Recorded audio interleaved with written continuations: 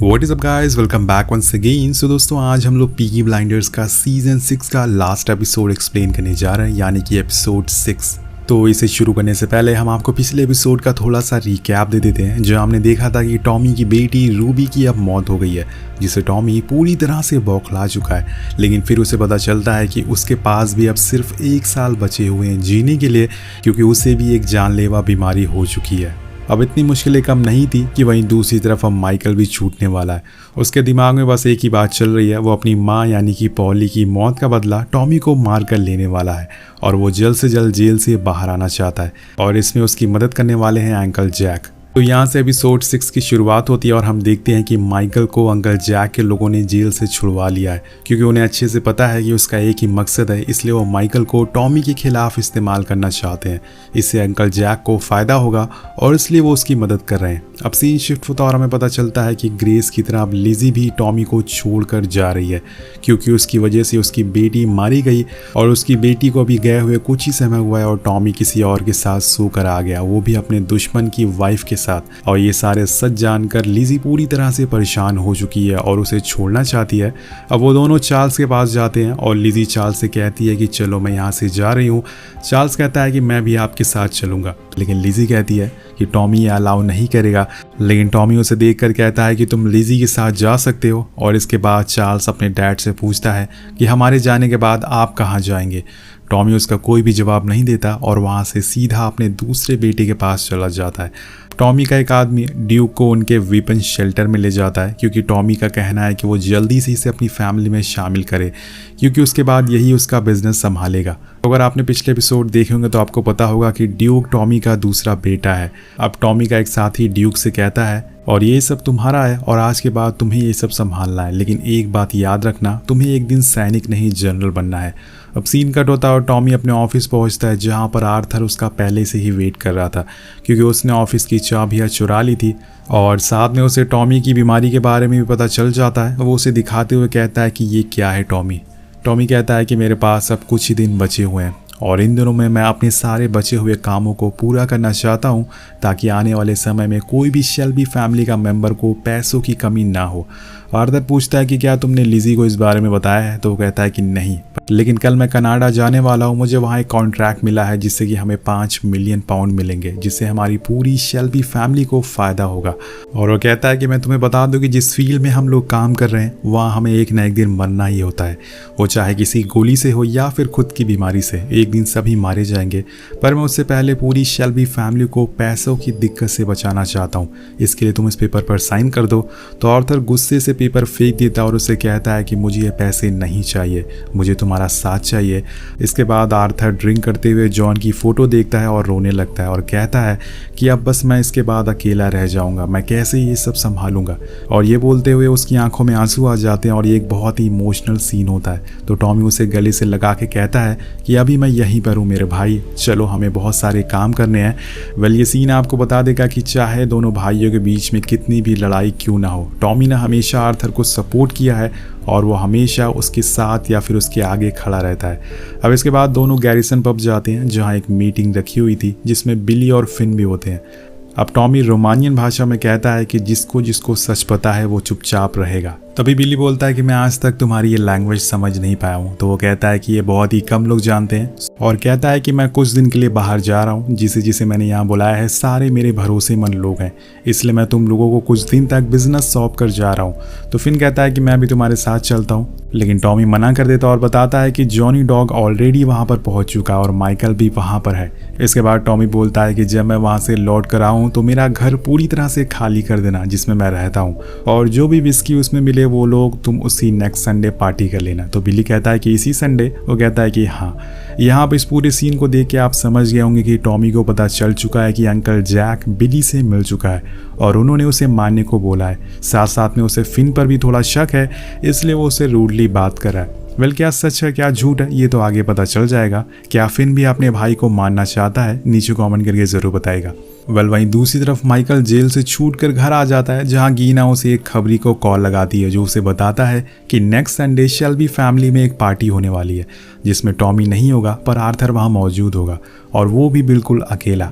तो तुम लोग अगर चाहो तो उसे उसी दिन मार सकते हो। यानी कि यहाँ पर सिर्फ टॉमी को मारने का नहीं बल्कि आर्थर को भी मारने की प्लानिंग हो रही है।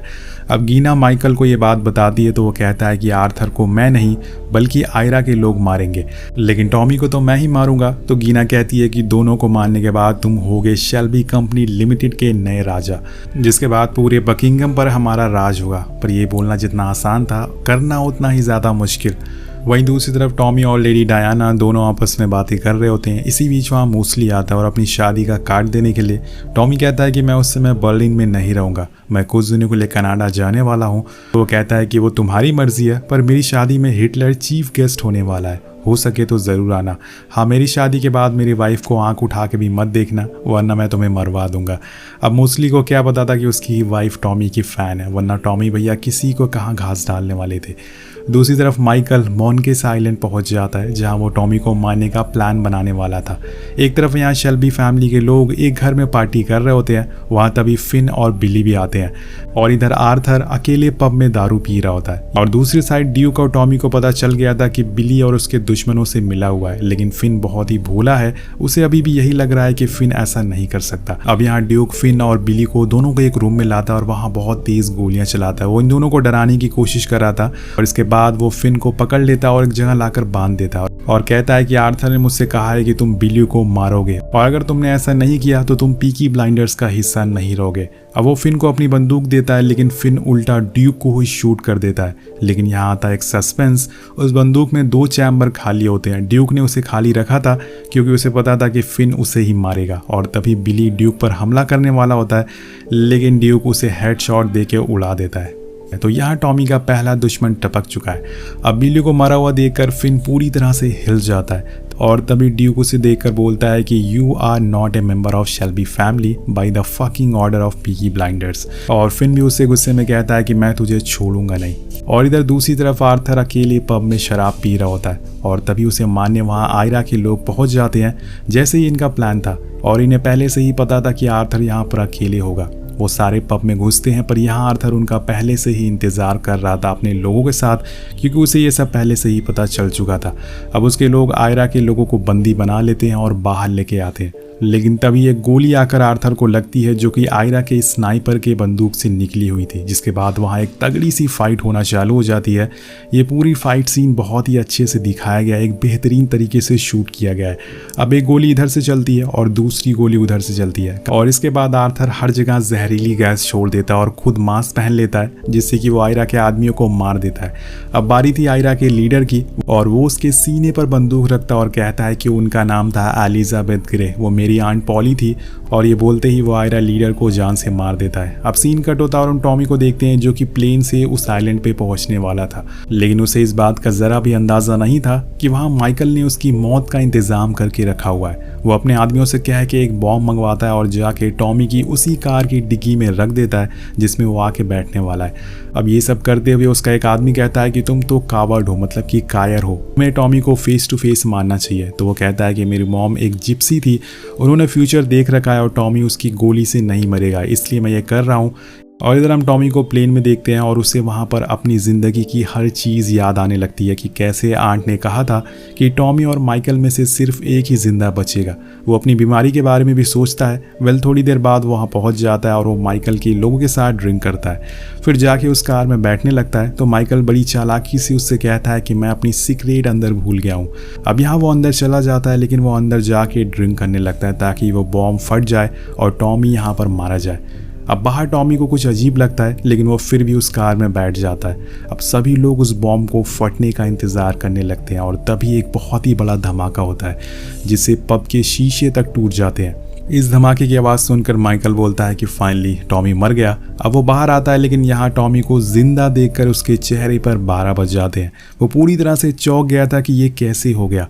टॉमी बताता है कि बेटा, जो तुमने यहाँ करा है वो मैं बचपन से करता आ रहा हूँ, इतनी आसानी से मैं मरने वाला नहीं हूँ। टॉमी ने जॉनी डॉग से कह के अपना इरादा बदल लिया था और दूसरी कार में बैठ गया था, इसलिए वो बच गया। अब ये जानकर माइकल बोलता है कि तुमने पॉली को मरने पर मजबूर किया। ये सुनकर टॉमी कहता है कि पॉली आज भी मेरे सपने में आती है, पर अब वो नहीं आएगी। और फिर पड़ता है माइकल को एक हेडशॉट जिससे वो वहीं मारा जाता है। वेल आखिरकार इतनी मुश्किलों के बाद उसकी भी मौत हो गई। वो जाते हुए बोलता है कि babe, I have no limitation. इसके बाद टॉमी पब में जाता है, तभी वहाँ एंट्री होती है हमारे दूसरे मेन कैरेक्टर की, एल्फी सोलोमन की, जो कि उसे बड़ी ही मजाकिया अंदाज में कहता है, ओह तो तुमने इसे भी मार दिया, चलो सही है।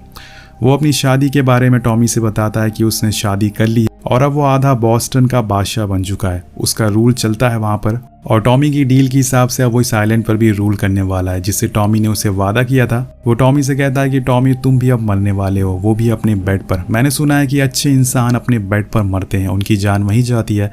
टॉमी भी उससे कहता है कि मैं बेड पर तो नहीं मरने वाला हूँ।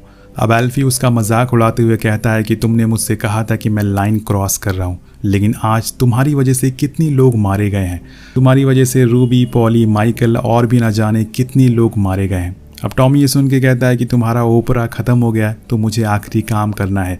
अब सीन शिफ्ट होता है और टॉमी अपने घर वापस आ जाता है। हमें यहाँ वो घर से बाहर निकलते हुए दिखाया जाता है। अब टॉमी सिगरेट पीते हुए जाने लगता है और उसके पीछे उसका पूरा मेंशन पल में ही धूल बन जाता है। उसने पूरा मेंशन ही उड़ा डाला था और उसने ऐसा इसलिए किया, उसे पता था कि वो मरने वाला है, इसलिए वो मरने से पहले कुछ अच्छे काम करना चाहता था। इसी ज़मीन पर गरीब मजदूरों के लिए कुछ घर बनाना चाहता था। इसके बाद वो अपनी ज़िंदगी की आखिरी फैमिली मीटिंग में जाता है, जहां वो एक आखिरी स्पीच देता है। साथ में वो एडा को और पीकी ब्लाइंडर्स का इंचार्ज बना देता है और इसके बाद लिंडा से कहता है कि मेरे जाने के बाद मेरे भाई का ख्याल रखना। अब यहाँ लिंडा को थोड़ा उस पर शक होता है, शायद कुछ गड़बड़ है। वो उसे पूछती है कि तुम कितने दिनों के लिए जा रहे हो, पर टॉमी कुछ भी नहीं कहता। वो अपनी सभी प्यार करने वाले लोगों से गले मिलता है और जाने लगता है। लेकिन तभी उसकी बहन एडा उसके पीछे आती है और पूछती है कि टॉमी तुम कहाँ जा रहे हो, तुम्हें मुझे बताना ही होगा। वो एडा से कहता है कि तुमने हमेशा मेरा साथ दिया है, लेकिन आज तुम्हें अपना रास्ता खुद चुनना होगा। एडा उसे रोकने की बहुत कोशिश करती है, लेकिन वो नहीं रुकता और वहाँ से चला जाता है। अब 1 महीने का समय बीत जाता है और टॉमी अब जंगल में रहने लग गया था। वो एक कार्ट में रहता था, लेकिन अब वो इन सब से बहुत ही ज़्यादा थक चुका है। वो फिर से एक सिक्का उछालता है और टॉस करता है और टॉस में हेड आता है। अब टॉमी क्या करने वाला है अब आपको पता चल ही गया होगा। वो अपने कार्ट में जाता है और यहाँ उसके सभी चाहने वालों की फ़ोटोज़ थी। वो अपनी सभी कीमती चीज़ें उतार कर वहीं रख देता है और अपनी गन लोड करके खुद के सर पर रख देता है। वो अपने आप की जान लेने वाला था, लेकिन तभी यहाँ पर एक चमत्कार होता है। इसी बीच उसे रूबी दिखाई देती है, उसकी आवाज़ सुनाई देती है। वो उसे कहती है कि आप ये क्या कर रहे हो डैड, आपको कुछ भी नहीं हुआ है। टॉमी उसे गले से लगा लेता है और पूछता है कि क्या तुम्हें पॉली ने भेजा है, जैसे कि आपको पता होगा कि रूबी पहले ही मर चुकी है। रूबी फिर से उससे कहती है कि आपको कुछ नहीं हुआ है, आप बीमार नहीं हो डैड। टॉमी को कुछ समझ नहीं आता और अगले पल ही वो देखता है कि रूबी वहाँ से गायब हो जाती है। अब यहाँ उसे समझ नहीं आता कि रूबी ने उसे ऐसा क्यों कहा कि वो बीमार नहीं है। लेकिन इसी बीच हमें कहानी का सबसे बड़ा ट्विस्ट हमारे सामने आता है। टॉमी को एक जला हुआ न्यूज़पेपर मिलता है जिसमें मूसली की शादी की फ़ोटो थी और उस फोटो में उसे वही डॉक्टर दिखता है जिसने कि उसे बीमारी के बारे में बताया था। अब ये देखकर वो पूरा खेल समझ जाता है कि उसे झूठ कहा गया था कि वो बीमार है। ये असल में उसे मारने का एक प्लान था। उसे बीमार बताकर मूसली और जैक उसे पूरी तरह से तोड़ देना चाहते थे ताकि वो खुद की जान ले ले। और ये सच जानकर वो फौरन उसी डॉक्टर के घर पहुंचता और उसके सर पे बंदूक रख देता और पूछता है कि तुमने ऐसा क्यों किया। डॉक्टर कहता है कि मुझे ऐसा करने को कहा गया था, तुम्हें कोई भी बीमारी नहीं है, तुमसे झूठ बोला गया है ताकि तुम इसी बीमारी को सोच सोच कर मारे जाओ। टॉमी उसे घुटने के बल बैठा देता और कहता है कि टॉमी को सिर्फ एक इंसान मार सकता है और वो है खुद टॉमी शेल्बी। ये बोलते ही वो उसे गोली चला देता है, लेकिन इस बार वो डॉक्टर को नहीं मारता क्योंकि अब वो पूरी तरह से बदल चुका है। उसने अपनी ज़िंदगी में बहुत ही कुछ देखा है जो कि वो बदल नहीं सकता। वो एक बार फिर से दोबारा उसी जगह पर जाता है जहां वो पिछले 1 महीने से रह रहा था और जिसके बाद वो अपनी उसी कार्ड को जला देता है जिससे पूरी दुनिया को लगे कि टॉमी मर चुका है। इसके बाद वो अपने घोड़े से एक नई ज़िंदगी की तरफ निकल जाता है। इसी के साथ ये सीज़न और ये वेब सीरीज़ यहीं पर ख़त्म हो जाती है। तो आपको क्या लगता है कि टॉमी फिर से वापस आएगा या फिर नहीं, नीचे कमेंट करके ज़रूर बताइएगा। और अगली सीरीज़ कौन सी देखना चाहते हैं, कौन सी नई वेब सीरीज़ देखना चाहते हैं, इसके बारे में भी नीचे कॉमेंट ज़रूर करिएगा। मिलते हैं आपसे अगली वीडियो में। Thank you so much watching. Peace out.